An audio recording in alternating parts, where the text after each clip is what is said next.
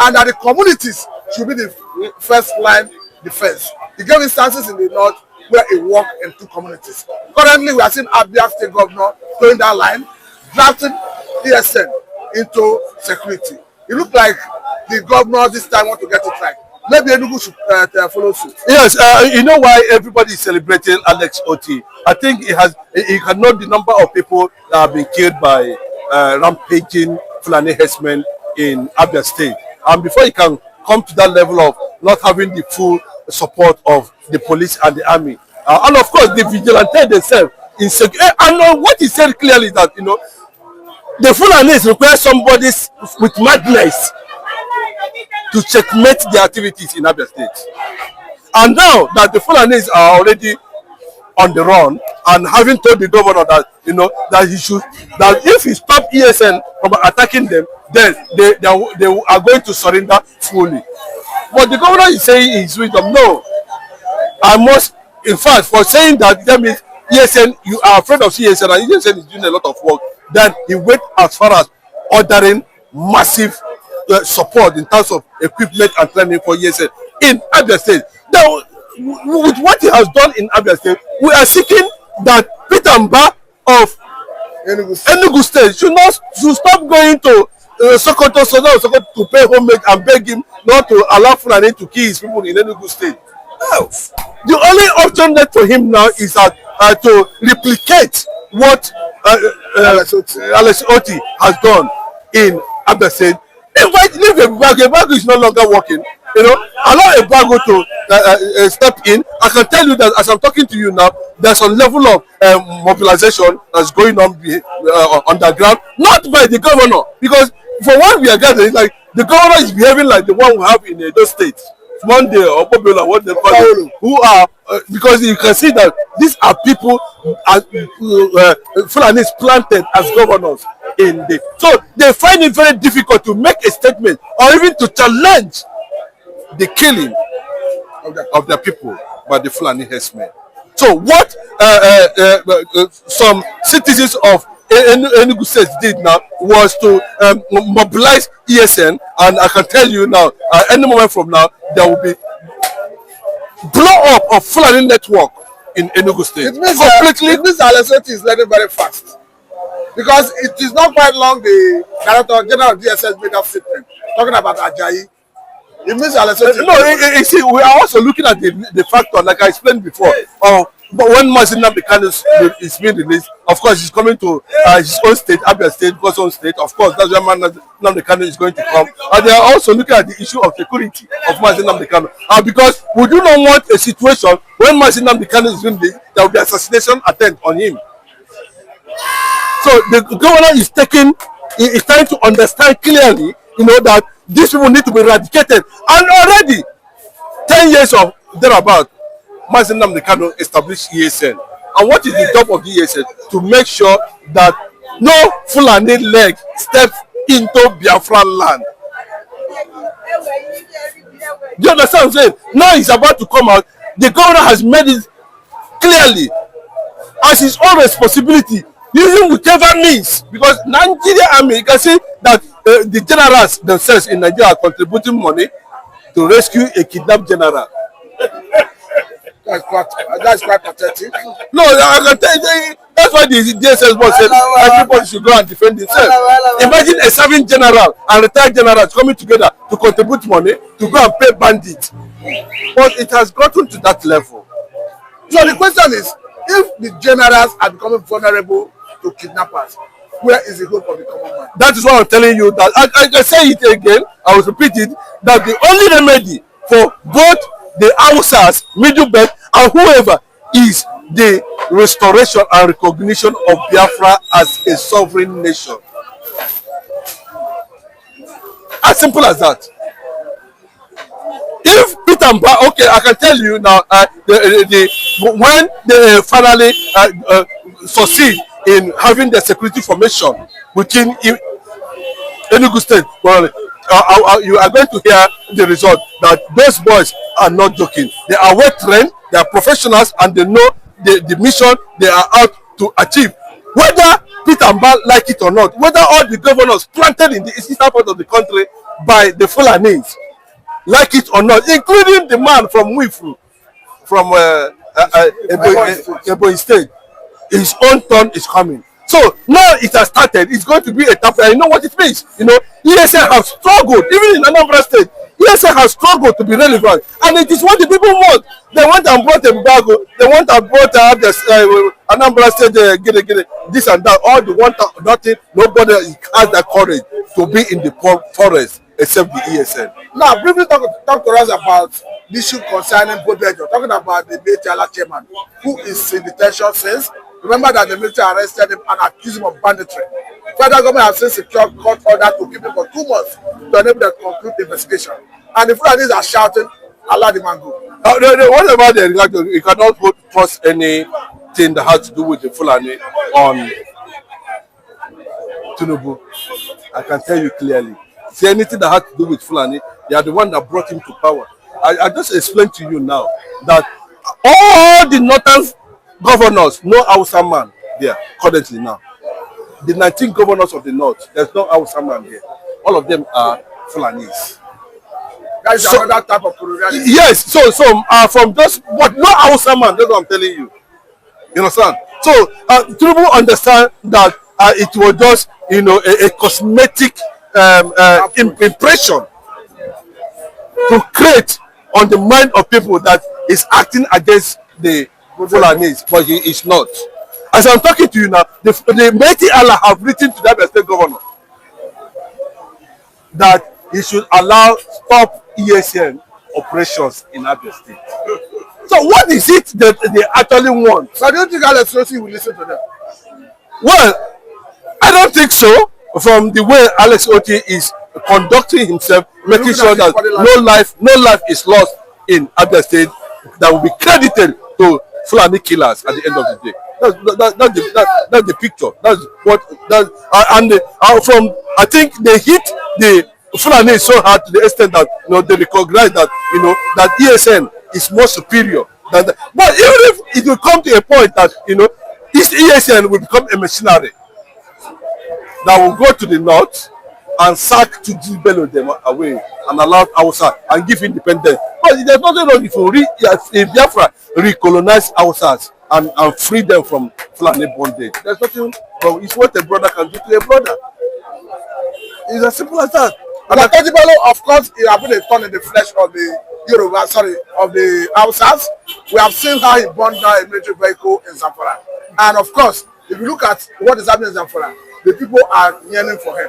People should be careful ahead of 2027 because of what the Fulanis are using political agenda to achieve in the eastern part of the country. They must be careful. You know, the likes of Ojuso Kalo them, the likes of Ibazo, the likes of Wike, all these people are mentioning their names to you now are being installed there to do Fulani bidding in the eastern part of the country. That is why it is easier for Fulani to enter the bush and kill people in the eastern part of the country and not belong to them. And they'll come out and tell you they are hunters, they are farmers, they are this and that. They are not. This is part of the conquest we are talking about. And the thing is gradually taking political dimension. But you will not understand. The Ariwa Consultation Forum, they'll come out and say, I will condemn the killing, but they are behind it. You see the northern governor say, but they are behind it. How can a Fulani man condemn a fellow Fulani man in the forest? It's not possible. When a Fulani man is in the government. Okay, look at what the confession of one of the governors from the north. That the more they manage to arrest, have to call Abuja, and in less than 24 hours, they release him. The northern governor was saying it's all over in the social media. Who called the person? Who is the person in Abuja that called that they should be released immediately? So those are the mysteries we are talking about. The only fear they have is that they know there's a red line in Nigeria. The Yorubas are no how do they play? When they are playing, but they say this person is a walkover. They should know it's a very clear fact. They are the ones that have been controlling Nigeria. The Igbo man is not there. Now they know how they take bring Fulanization. Now they know how they take bring Islamization. Now then they know the kind of marriage where they entered. Know actually whether the herdsmen actually misdirection or misroad, you know, from running from one safe point to another. But we saw it play out very clearly that the herdsmen and the protesters and even the police, everybody was on the road yesterday, and there was clashes. They don't know where to start from, and unfortunately this happens somewhere in Nigeria, where we have a city that is very close to government, to the power. Well, that keeps us at this point in time. It then looks like Nigerians are strongly standing up against anything that has to do with herdsmen. It surprises me. Or rather, is herdsmen now an official security agency in Nigeria? I don't know. That's what the question was thrown everywhere. And it becomes a mystery to Nigerians, and of course the protesters themselves and those who organize the protest. How come all of a sudden herdsmen were ran into them? Everything went into a kind of a chaos situation. We don't know whether they are going to tackle the police who are against the strike. We don't know whether the protesters are actually going to carry out the protest. But it tells you that what is going on is herdsmen, protesters, police clash. That's the basic. And even the police equally use tear gas to disperse protesters in Port Harcourt and in Abuja. Yes, this one is that what will land, But a lot of people, I think you can see the nature the whole thing is going. Me, I am not against protest, and I'm against police using force, brutality to muzzle down or to stop anything that has to do with protest. Sowore and the rest of the Take Back Nigeria should be commended anyway. Let me put that way. But looking at the other side, what is actually the impact of this protest on Nigeria? I think there should be another angle to coming out to protest on issues that are directly affecting the masses. But Mr. I think the bottom line is this is a cyber crime. There's police angle of using it to harm Nigerians, abusing that act or that law. That informed the protest. And again, the issue of state of emergency, that the president do not have right to impose the emergency. Those are two major issues that instigated. Yes, but out of 4,000 civil society organizations in Nigeria, why is it that we are only seeing this Take It Back Nigeria or whatever, Take Back Nigeria or whatever it is? And what is this? Maybe they actually want to take Nigeria back. No, I'm looking at the significance of the impact of the protest always. This is not the first time we saw the hunger strike. Has the hunger stopped, has government been able to change their policies, we're seeing another one, cyber crime or whatever, okay, and agreed. You have alerted the world. But I think we wanted to see a situation where the Nigerian Labour Congress is joining, National Union is joining, TUC is joining, Pengasin, everybody, all the labor union to bring the necessary pressure on government. That is nothing. That's nothing. You understand? So it makes me everything. Okay, look at when you talk about protests in Nigeria. Now, what they tell you? The northern youth has already distanced themselves. They're no longer interested. Of course, the Biafrans, the Igbos themselves, know fully well that it is no ego area or on their own side, considering the sentiment that they have against Igbos when it comes to any issue that has to do with protests of this kind, especially when it's being tailored against this kind of people we are having in Abuja currently now. And that is one of the reasons why maybe possibly the herdsmen were deployed by some elements or some forces that felt that it's an opportunity to still register the presence of herdsmen. That herdsmen, Fulani herdsmen are capable to disrupt anything in Nigeria, and that's what they are trying to pass. In fairness to northern youth for boycotting protests, because the other time they engaged in protests, we saw some minors arrested and arraigned in court, a situation that made the whole world to start reacting. And some of them were being charged for treason and all that. That is the reason they would have advised themselves that no need to participate. No, that is not the reason. It's just that it was not. They did not act in a fair way of carrying out some level of protest. Some of them brought vengeance, party vengeance into it. Some of them brought some kind of sentiment into it. Some of them also brought, before that protest also, there was this issue of Niger Nigerian government trying to invade Niger, Niger, and Niger interest in the north. You know, coupled with the Russian influence within the Sahel region too. You know, so those are the things that we are actually, those are the sentiment that was actually playing us at that particular time. But that is not the reason why, you know, so some of them that were apprehended at that level. Remember that the arrest of those youths as at that time was because one, they were holding a Russian flag or whatever. That was the sentiment that was built around it by the government and all that, you know. But what we are saying is that the North seem to have, you know, a foot. They don't have that interest, you know. The foot drag, or how would I put it? They have certain reservation when it comes to, you know, going against any of their interests in a form of protest. And you know, because of the kind of system and culture and tradition they operate, they pledge their allegiance and their loyalty to one single person. So anything that person says or does or do becomes takes because it places others at that regard. So what I'm saying is that that is not the real reason why the entire northern state should step aside. And remember too that this is APC government. They have certain influence within the governors of the APC in the north. Okay, now looking at the reason the southeastern youth always stand aloof and avoid protests, because we understand that anytime they are involved, they will kind of try to stereotype and maybe blackmail that it is an Igbo thing. Don't you think that just fight to stay away? Yeah, no. Apart from that, you know, that this injustice and gang up against anything that has to do with Eastern region in Nigeria, it has been there for a very long time, and it has been on and on and on and on and on, and it became very significant. But I don't think Igbos are just about to stay away. Yeah, no, that's what I'm saying, you know, because you know what I'm saying, you know the reason, one of the reasons, Igbos have more investment than any tribe in Nigeria, as I'm talking to you. And if there's anything that goes completely, if there's any breakdown of law and order, Igbo businesses are being targeted. And these are people who are not connected to government investment.